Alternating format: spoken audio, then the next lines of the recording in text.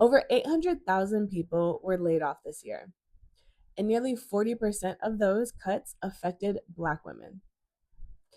And yet, you're still telling yourself that you can't quite make the move abroad yet because you don't have a remote job. Let's talk about it. Welcome back, or welcome if you are new here. My name is Ariana. I'm a digital nomad coach helping more women earn, move, and thrive abroad. In this video, I'm debunking that remote job first myth and breaking down the real reasons behind why you haven't made the move abroad yet. I'll be sharing 3 of the most common blockers I've seen women struggle with when it comes to moving abroad. So be sure to stick around to the end because the third one is one that I think we all struggle with, myself included. So let's jump right into it. I say this with all the love, sis, but you haven't made the move abroad yet because you don't truly see yourself outside of your job.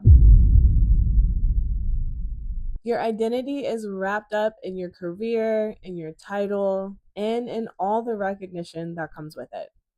And trust me, I get it. You've worked hard for those achievements and you should be proud. We grew up being told the formula: work hard, get good grades, and land a good job. So you did all the things right. You've performed with excellence, exceeded expectations when it comes to productivity, and your profile on LinkedIn is extra impressive. But despite all of that, you still wake up feeling unfulfilled, disconnected, and absolutely dreading Mondays. Moving abroad demands a mindset shift. It takes seeing your worth beyond your job title and recognizing that you do have skills and value outside of your 9 to 5. And I know it can be scary to release everything that you've known, but it's not impossible. If this is you, I challenge you to grab your journal and take some time to really ask yourself, how do I want to be remembered? If it's not your job title that comes to mind, that might be a sign. This is exactly why I'm so passionate about helping women become digital nomads and work from anywhere. Inside my coaching program, we map out your income streams, clarify your vision, and build a realistic, sustainable plan for your life abroad. If you're ready to create a global life that you love, use the link below to book a new life abroad strategy call with me. And let's see if we're a good fit. Spots are limited each month, so don't hesitate in booking yours.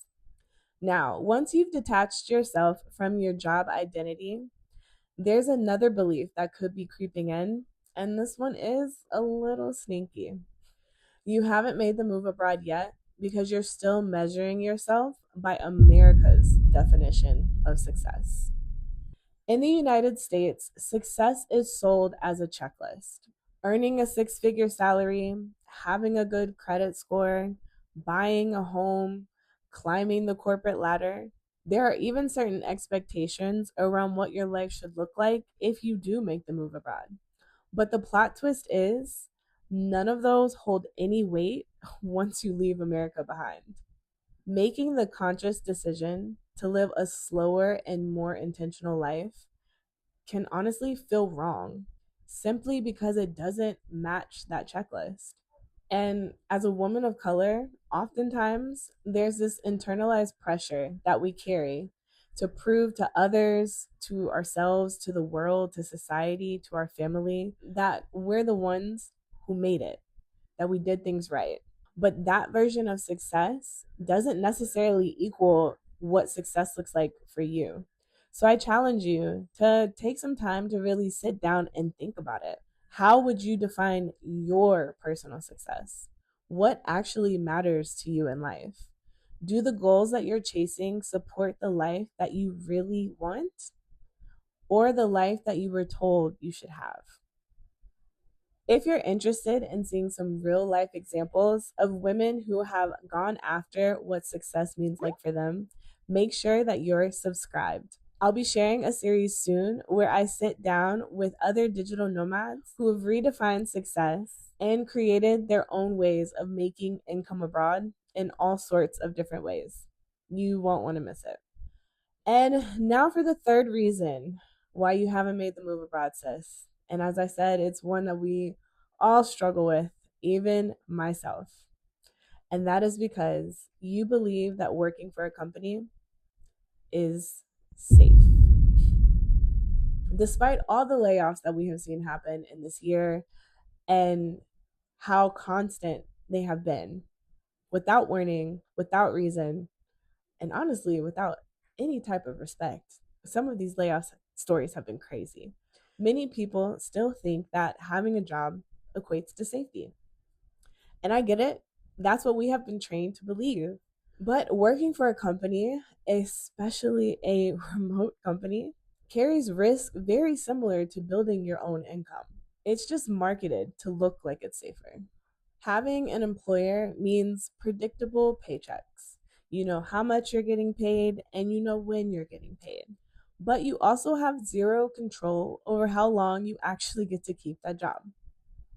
You could get laid off without a moment's notice. And we've seen it happen from people literally just waking up and turning on their computers and finding out in the harshest way possible that they no longer are employed, to people who secure a job, start, and get laid off before the week is up.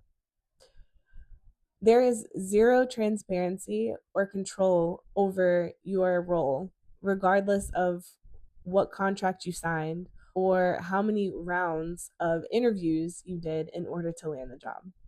On the other hand, when you build your own streams of income, the pay does fluctuate. I'm not going to hold you. But you have full transparency and control into your income streams, along with the ability to diversify your pathways to earn. I'll give you an example. If you're working as a freelancer and you sign on with a client to work a project for 6 months, if for some reason the client decides to end the project halfway through, you still have control over how much you get paid. It's all about what you put into the agreement when you start the project. So you could have some sort of clause or statement that says, if for whatever reason the client pulls out on their half of the bargain, meaning that you didn't drop the ball and not deliver somewhere, like you're doing your part, but they're just suddenly switching up on theirs, you're still entitled to get paid whatever amount you deem necessary for the role, whether that's the entirety of the project, even if it wasn't completed, or if you want to add a little buffer for emotional distress.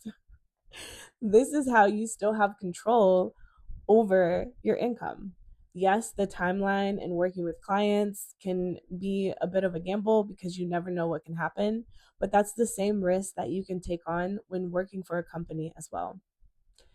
And this is just one example. There are plenty of other ways to earn while you're abroad. It doesn't have to just be through being a freelancer and working with clients, but that was just the easiest example I can think of to give. At the end of the day, US jobs really just provide a false sense of security.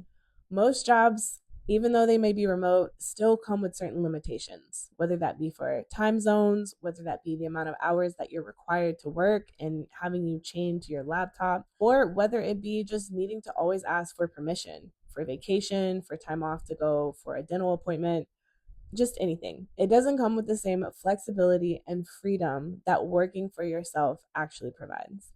So I dare you to ask yourself, what if? What if you try building your own income and it doesn't work? Does the world end? Or do you just go back to doing what you're doing now? The risk might not be as big as you think it is. Living abroad isn't an impossible dream. You just need the right strategy and support to really make it happen. If you're ready to activate your thriving life abroad, use the link in the description to book your new life abroad strategy call with me. Be sure to give this video a thumbs up if you found it helpful and send it to someone who you know needs to hear it. As always, thanks so much for watching, and be sure to check out this video over here because YouTube highly recommends it. I'll catch you guys in the next one. Ciao.